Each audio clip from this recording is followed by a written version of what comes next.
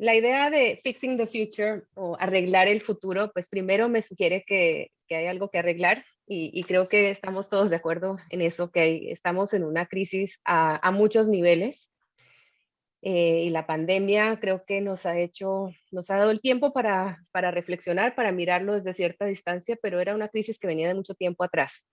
Y ahora pienso que es más evidente y creo que esta es una gran oportunidad en medio de que es una crisis que nos puede llevar a la desesperanza porque sus dimensiones son literalmente planetarias, porque es una crisis de cambio climático, digamos, esta es existencial, pero hay una crisis del modelo económico, de la sociedad en general. eh, en todos los aspectos en que podamos ver, estamos viendo que el camino por el que vamos no nos va a llevar a otra cosa que a una extinción masiva. Entonces, la oportunidad es que cuando nos damos cuenta, yo creo en el nivel personal es igual, al darnos cuenta de que hay un problema, al menos tenemos una posibilidad de crear una solución. Entonces, eso es lo que yo pienso que nos trae esto y es una oportunidad de repensar todas las relaciones de poder. Lo que nos ha traído aquí es un modelo que todavía se considera el modelo dominante, se considera que es la forma de hacer, pero en Oxfam hablamos mucho, pues lo que no es la desigualdad que está en la base de mucho de este problema, no es inevitable. Entonces, ¿cómo transformar en este momento todas esas relaciones de poder que han llevado a estos niveles de desigualdad? Así lo vería. ¿Y cómo lo ves tú, Yayo? Pues la verdad que bastante, de una forma bastante sinérgica como tú lo planteas, Gabriela, ¿no? Porque yo creo que esa idea de arreglar el futuro efectivamente apela a que hay algo que no está bien, pero sobre todo nos pone en camino para intentar resolverlo, ¿no? Ahora mismo, cuando miramos la profunda crisis ecosocial que estamos atravesando, ¿no? que está marcada pues, por el cambio climático, pero también por una dinámica violenta y extractivista, en muchos sentidos muy colonial, en muchos territorios. ¿No? Cuando vemos además las terribles violencias machistas que existen en muchos lugares, cuando vemos las desigualdades profundas en términos de clase o de edad, es obvio que hay muchas cosas que arreglar, ¿no? Y a veces cuando las miramos desde la desesperanza podríamos correr el riesgo de mirar el futuro desde una perspectiva muy distópica, es decir, desde una perspectiva que nos hace tener la sensación de que el monstruo, la guerra contra la vida es tan grande que no sabes muy bien por dónde meterle mano, ¿no? Y sin embargo, creo que este arreglar, este fixing, sí que nos coloca en una dinámica de esperanza más activa, es decir, de convertirnos en agentes con responsabilidad y con agencia para intentar transformar las cosas, es decir, darle la vuelta desde esta mirada más distópica a una mirada utópica, no en el sentido de una fantasía, sino en el sentido, como decía Paulo Freire, de aquello que es inédito porque no ha sucedido, pero es viable, ¿no? Es decir, ponernos a caminar en un sendero que nos permite recomponer lazos rotos con la naturaleza y también lazos rotos entre las personas. Así que por eso te decía que yo creo que lo vemos de una forma bastante sinérgica las dos.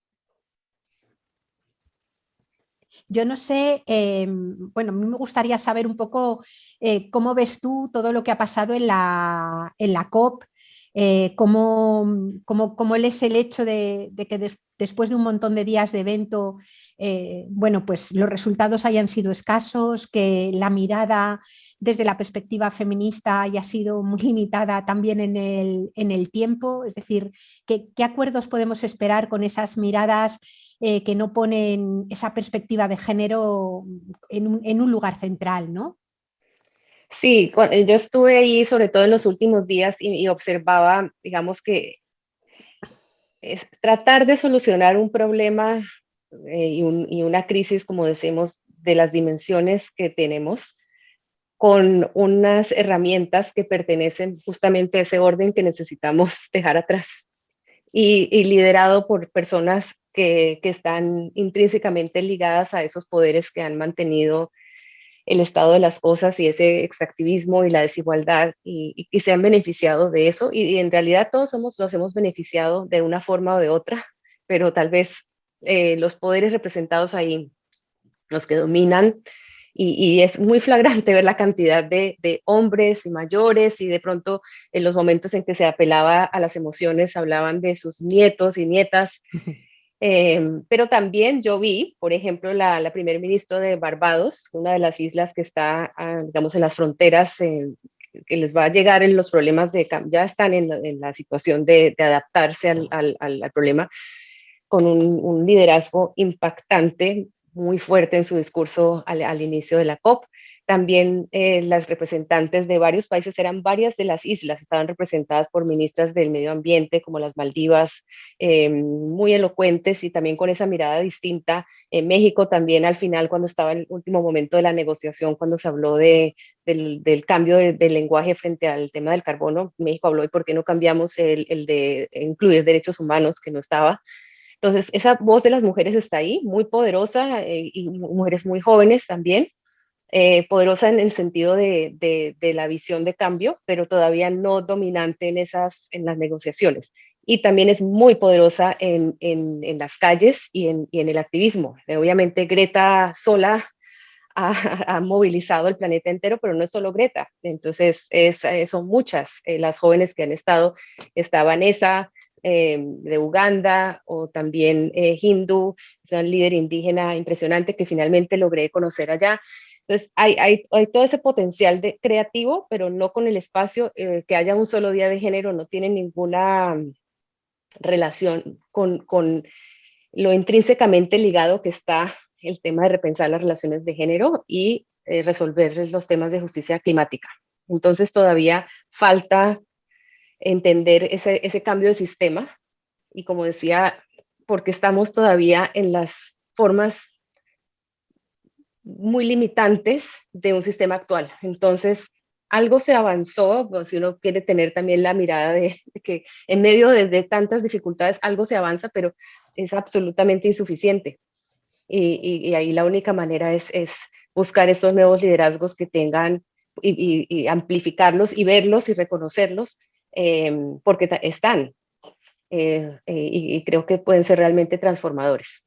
Sí, yo creo que son unas mujeres espectaculares, ¿no? A mí me parece además que son mujeres, las mujeres jóvenes que han sabido, era un trabajo que se venía realizando ya antes, pero que han sabido conectar muy bien las luchas por la justicia climática y las luchas también en la defensa de los recursos naturales y de la protección de la biodiversidad, ¿no? Yo creo que es algo tremendamente importante. Durante mucho tiempo, desde mi punto de vista, digamos que las reivindicaciones que tenían que ver digamos, con la salud del planeta, con la salud de los ecosistemas, de la biodiversidad, de los territorios, han transcurrido falsamente separadas de las luchas que trataban de alguna manera de trabajar por la emancipación y la posibilidad de la cobertura de los derechos humanos y las vidas buenas de la gente, ¿no? Y yo creo que estamos en un momento en el que ambas tienen que estar indisociablemente unidas, ¿no? Al final, las personas tenemos dos características principales, ¿no? La primera de ellas es la de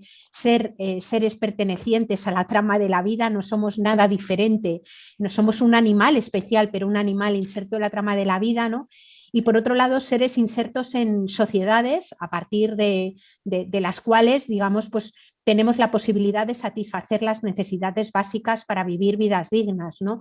Y ambas cosas van de la mano. A mí me gusta mucho el trabajo que ha hecho Kay Raidward y que además lo hizo muy de la mano de Oxfam, ¿no? Me parece que fue una aportación interesantísima cuando se hablaba desde el marco analítico de la economía del donut, donde de alguna manera se podía ver que hay un techo ecológico que no es preciso superar y que de hacerlo ponemos en riesgo los sistemas naturales que sostienen las vidas, y por otro lado ese suelo mínimo de necesidades que de no estar cubiertas no se pueden tener vidas dignas, ¿no? El perfilar, digamos, ese espacio de justicia, ese espacio de bienestar, ese espacio de seguridad humana y no humana entre esos dos límites, el límite del techo ecológico y el límite de tener las necesidades cubiertas, me parece que es un hallazgo tremendamente feliz y muestra que en este momento, como se han dicho desde algunos lugares, las luchas por llegar a fin de mes y por comer todos los días, y las luchas por salvar el mundo son las mismas luchas, ¿no? Y que van completamente de la mano, ¿no?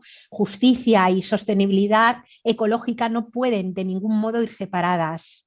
No sé cómo lo ves Exacto, tú. de acuerdo. Y es esa visión es un sistema donde todo está conectado, como decías, y donde estamos inmersos, inmersas, y no esa visión de la naturaleza al servicio y que se puede extraer con una visión anterior sin límite, pero claro, estos límites planetarios los hemos sobrepasado ya en varios aspectos y sabemos que si no hacemos unos cambios muy rápidos, vamos a la destrucción total. Entonces, ahí siguiendo esa misma dinámica de lo que decías de Kate Raworth y la relación entre desigualdad y justicia climática, seguimos en Oxfam también mirando cómo es que realmente hay un 1% de la población mundial que consume el doble que el 50% más pobre de la población mundial. Efectivamente. Y en este último informe que presentamos en la COP, hablábamos, ese 1% se proyecta que en 2030 esté consumiendo 30 veces más de lo que sería razonable para lograr un calentamiento no mayor a 1.5 grados, que ya de por sí 1.5 grados es grave. Entonces, no hay esa conciencia, entonces es una redistribución, no podemos seguir creciendo indefinidamente y pensando que los problemas de pobreza se solucionan por un lado y los problemas de consumo excesivos por otros. Están totalmente ligados y finalmente si hablamos de esas personas que se encuentran en situación de riqueza, como están las que están en situación de pobreza, también hay un tema de género muy claro ahí. Y también racial y obviamente la situación de clase que tú también enfatizas. Entonces, todo eso está ligado. Entonces, ¿cómo dentro de ese sistema transformamos procesos para lograr crear conjuntamente esa posibilidad nueva? ¿Y tú cómo Claro, te imaginas ese futuro así construido sobre los sí. principios ecofeministas de los que tú hablas?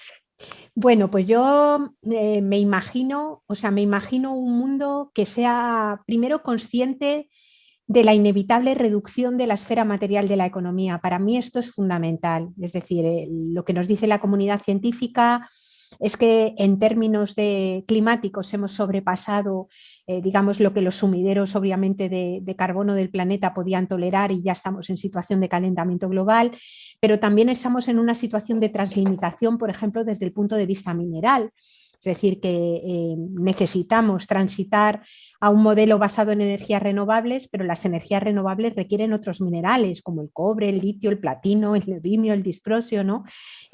También minerales que pretenden ser utilizados para transformar el modelo de movilidad o para ampliar la economía digital, ¿no? Lo que quiero decir es que cuando miramos todo lo que la industria, incluso a veces las agendas que se autodenominan verdes, ponen encima de la mesa y lo que queda en términos de reservas minerales, las cuentas no salen o salen solo si ese 1% sigue consumiendo mucho más de lo que es razonable que consuma para cubrir las necesidades básicas de todo el mundo. Por otro lado, cuando miramos los territorios de los que se están extrayendo minerales, energía y bienes de la tierra, nos damos cuenta de que sigue siendo de los lugares que históricamente han sido manejados como si fueran grandes minas y grandes vertederos al servicio del poder central, ¿no? de los lugares de privilegio. Por tanto, asumir ese inevitable decrecimiento de la esfera material de la economía, es decir, asumir que los seres humanos globalmente van a vivir con menos materiales, energía, quieran o no quieran,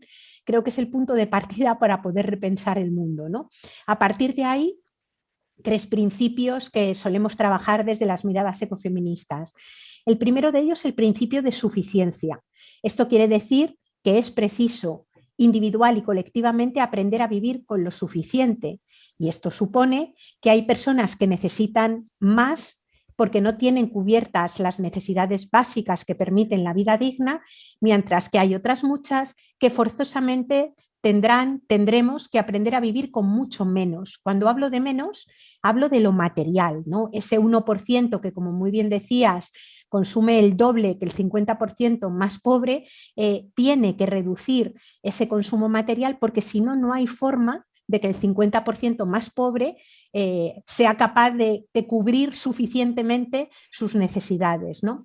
Por tanto, el segundo de los principios, junto con este de suficiencia, es el del reparto de todo, la redistribución de los bienes de la tierra y también de las obligaciones que comporta tener cuerpo y ser especie, es decir, de ocuparnos corresponsablemente desde las personas y los territorios de colaborar al bienestar de todo el mundo. Las mujeres no son las únicas que se tienen que ocupar del cuidado de los cuerpos vulnerables y finitos, ¿no? Y por último, el principio del cuidado, ¿no? El cuidado no entendido como la atención a una persona concreta, sino el cuidado entendido como faro y palanca que puede organizar la política pública y la vida en común. Es decir, cómo serían las leyes de extranjerías, las reformas laborales, las leyes de vivienda, la ordenación del territorio, si pensáramos en cuidar digamos, de la sostenibilidad de todas las vidas. Yo creo que aparece una política pública radicalmente diferente, que se descentra solo del crecimiento monetario y pone como centralidad de la política pues la cobertura de las necesidades en este mundo que sin embargo está ya translimitado, ¿no? Yo me lo imagino un poco así, no sé cómo te imaginas tú ese futuro, ¿no? Pues esos tres principios, estoy de acuerdo que serían absolutamente transformadores y luego el reto que tenemos es que esos tres principios los, los debemos vivir a nivel individual, familiar, colectivo, pero es nacional y tiene que ser la sociedad en general, en el Efectivamente, planeta sí. entero. Entonces es cómo lograr esos cambios políticos porque finalmente digamos, nuestra situación, la que enfrentamos, es un problema global, pero a la vez lo que está pasando en muchos países en este momento es que las niveles de las políticas son cada vez más centradas en los niveles nacionales o regionales o muy locales. Entonces hay una total discrepancia entre el foco de atención y los problemas. Entonces, digamos, el problema se manifiesta a todos los niveles, pero Claro. las soluciones de fondo no pueden ser múltiples sin algún vínculo a esas grandes soluciones de fondo, como estás diciendo. Completamente de acuerdo. ¿Y cómo crees tú que se podría desatar así un poder ciudadano, digamos, un movimiento ciudadano de base que pueda contribuir, ¿no? ¿Qué papel juega la ciudadanía en ello? Yo creo que es fundamental. Exacto, es el papel fundamental y ese poder ciudadano ya está vivo y moviéndose y creo que una gran parte es reconocerlo, amplificarlo y también pensar en cuál es nuestro rol frente a él. Y también, bueno, otro de los puntos es también las limitaciones o las dificultades o los retos de las democracias y también de los lugares donde no las hay y donde también en medio de esta crisis climática que también causa conflictos, porque los conflictos están totalmente correlacionados con los temas que decías antes de los problemas de la extracción, porque hemos cambiado de una forma de extracción a otra. Entonces, eso continúa la escasez del agua, de tantos recursos que antes se tenían en abundancia. Entonces, en esos contextos, también lograr esa transformación. Entonces, pasa también por considerar procesos de reconciliación, de paz, encontrar puntos en común más allá de esos conflictos que son por temas que no importarán si no prevalecemos como especie y Absolut- buscar ampliar esas voces que ya nos están mostrando otros futuros. Y Greta decía, no es buscar la esperanza, sino crearla. Absolutamente. O sea que la esperanza no es algo que te den o algo que te tengan que crear, sino que la esperanza en realidad es un camino, ¿no? La esperanza es empezar a ponerse en marcha para hacer que ese futuro que queremos sea posible y construir condiciones, digamos, y horizontes de deseo que puedan ser compatibles con la realidad material que tenemos, ¿no? Y es todo un reto y a la vez un Sí. trabajo apasionante y bien cargado de sentido vital, ¿no? Sí, absolutamente. Y básicamente es repensarnos en lo que significa ser humano hoy en día, ser una persona que se desempeña en el mundo. Si vivimos esos principios, que si tengo suficiente, entonces cambia toda esa dinámica de la acumulación que es la que nos ha llevado a todas estas dificultades tan grandes. Se debería haber suficiente para todas las personas que hay en el planeta actualmente. Efectivamente, al final la escasez es un concepto inducido. Una cosa es escasa si se usa mal y de forma desproporcionada, y sin embargo nos tenemos que centrar más alrededor de la idea de límite, que es una idea mucho más positiva, ¿no? Pues me encanta hablar contigo, Gabriela, Igualmente, ponerte cara, conocerte, ha sido un gustazo. Así para que mí también. espero que nos podamos ver en persona no tardando mucho. Exacto, lo mismo espero yo. Un fuerte abrazo. Lo mismo para ti.